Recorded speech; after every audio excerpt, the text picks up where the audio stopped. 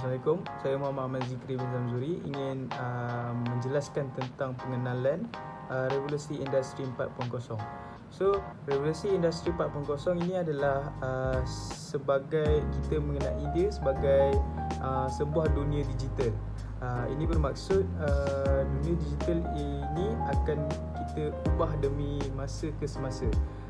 Dengan ini kita telah ada pelbagai teknologi yang canggih untuk kita membantu para usahawan untuk mereka mengerjakan mereka punya pekerjaan.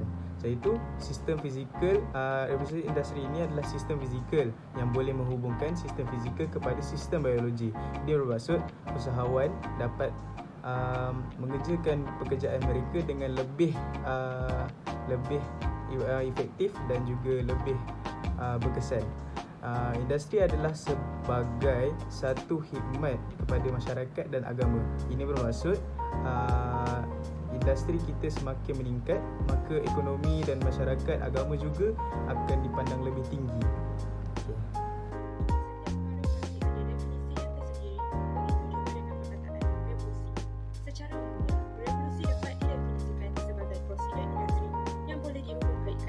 Digital melalui berbagai jenis teknologi yang dapat memperhebatkan lagi produktiviti sesebuah komuniti maupun individu dari pelbagai aspek. Revolusi industri ini mampu menghubungkan manusia melalui rangkaian internet dengan dunia digital. Revolusi industri 4.0 semakin menjadi buah mulut generasi hari ini dari seluruh pelosok negara termasuklah Malaysia, sebagaimana perspektif dari Dr. Sawan Hamid Mat Ali. Saya akan menjelaskan tentang pendidikan agama Islam dalam era revolusi industri 4.0. So, dekat sini kita ada pelbagai cara, tapi ada 3 cara kat sini saya jelaskan. Adalah yang pertama, kesesuaian ke kurikulum dan kebiasaan pendidikan. So, maksudnya kat sini dalam pendidikan dan juga kurikulum kita kena masukkan teknologi dan juga agama Islam. Kita kena menyelitkan teknologi dalam agama Islam, so supaya bahawa pelajar-pelajar akan tahu betapa tingginya teknologi ini dan juga agama Islam. So, selain itu, kesiapan kementerian dalam pemanfaatan teknologi ICT. So, dekat sini ICT adalah teknologi yang digunakan pada zaman kini untuk kita mencari maklumat. Kementerian perlulah menekankan bahawa ICT ini adalah penting kepada semua masyarakat untuk kita mencari maklumat dan juga kita dapat pelbagai sumber maklumat. So, yang ketiga, kesiapan untuk melahirkan siswa dan siswi yang berkarakter. Dekat sini menjelaskan bahawa pendidikan agama Islam ni, bila kita masukkan ke dalam era revolusi industri 4.0, kita dapat melahirkan siswa dan siswi yang berkarakter. Contohnya, berkarakter yang lebih efektif melakukan kerja dan sebagainya. Terima kasih.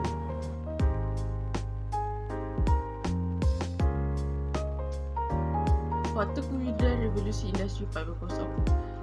Kewujudan revolusi industri 4.0 telah memberi banyak kemudahan dan keuntungan dalam kehidupan manusia dalam sektor ekonomi, agama dan sosial.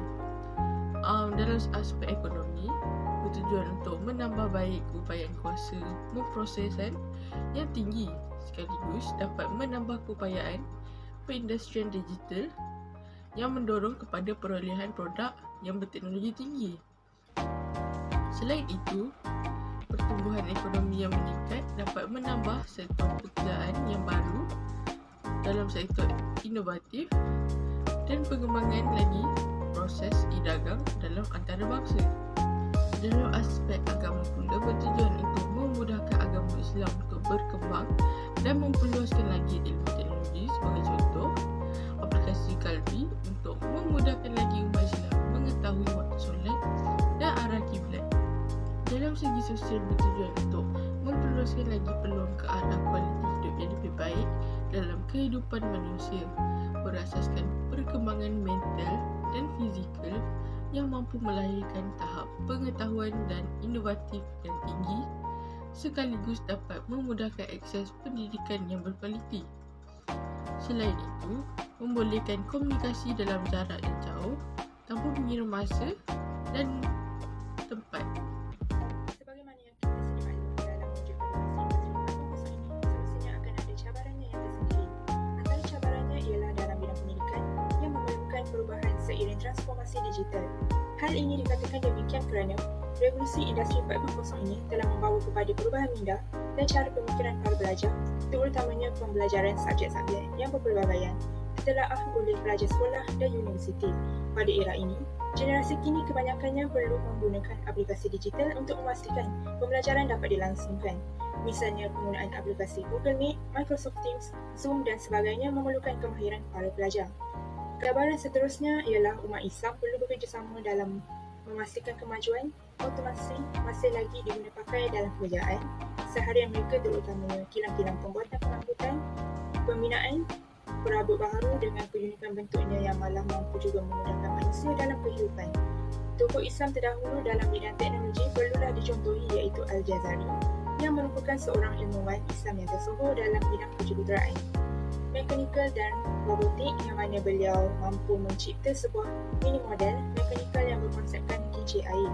Cabaran yang terakhir ialah penciptaan teknologi sememangnya memberi kesan kepada akhlak manusia sama ada ke arah kebaikan ataupun keburukan.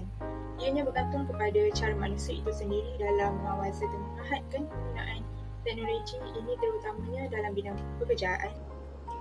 Kebaikan revolusi industri 4.0. Antara kebaikan revolusi industri yang pertama dari segi individu ialah dapat berkomunikasi sesama manusia. Hal ini demikian kerana dengan kewujudan laman sosial sebagai contoh Twitter, Instagram dan juga Facebook, secara tidak langsung hubungan manusia akan lebih akrab dan juga dalam menyampaikan sebarang maklumat sama ada dalam bentuk kecil atau besar lebih mudah. Dan juga teknologi zaman kini sering dilihat sebagai alat yang dapat menjimatkan masa. Ia juga dapat dibawa tanpa mengira jarak atau waktu dan memudahkan manusia untuk menggunakannya. Seterusnya, kebaikan dari segi masyarakat ialah revolusi industri dapat memupuk aplikasi IT dalam masyarakat Islam dengan menyediakan sebuah aplikasi yang boleh dimuat turun melalui telefon, iPad dan juga laptop. Ini kerana untuk mengetahui waktu solat tak kira pada bila-bila masa. Yang kedua, dapat menguasai ilmu teknologi maklumat. Ini kerana masyarakat kita haruslah bijak menambahkan kemahiran lain supaya dapat kebaikan daripada teknologi yang telah dicipta. Sebagai contoh, Nilofa mencipta aplikasi iaitu Nur App kepada masyarakat untuk mengetahui tentang waktu solat apabila musafir atau juga pada bila-bila masa. Oleh itu, aplikasi ini penting dan juga bermanfaat digunakan kepada masyarakat Muslim yang bermusafir atau yang ragu tentang arah kiblat dan juga waktu solat. Akhir sekali, kebaikan revolusi industri dari segi negara ialah dapat membantu menaik taraf kualiti dan produktiviti keluaran industri kita. Ini kerana semua kerja yang berkaitan dengan industri dapat dijalan dengan lebih cepat dan juga tepat.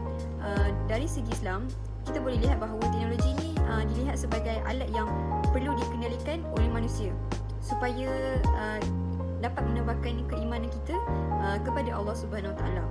Sebagai contoh kan, teknologi manusia zaman kini mampu membina kapal selam yang boleh manusia menyelam ke dasar laut untuk meneroka keindahan ciptaan Allah Subhanahu Wa Taala seperti ikan, rumpai laut dan sebagainya.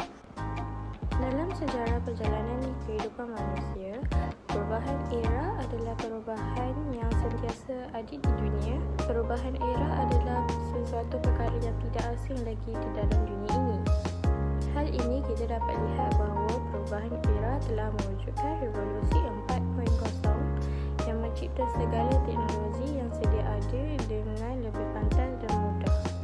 Kesan buruk revolusi industri 4.0 terhadap individu. individu ialah seseorang akan terjebak dengan trend semasa.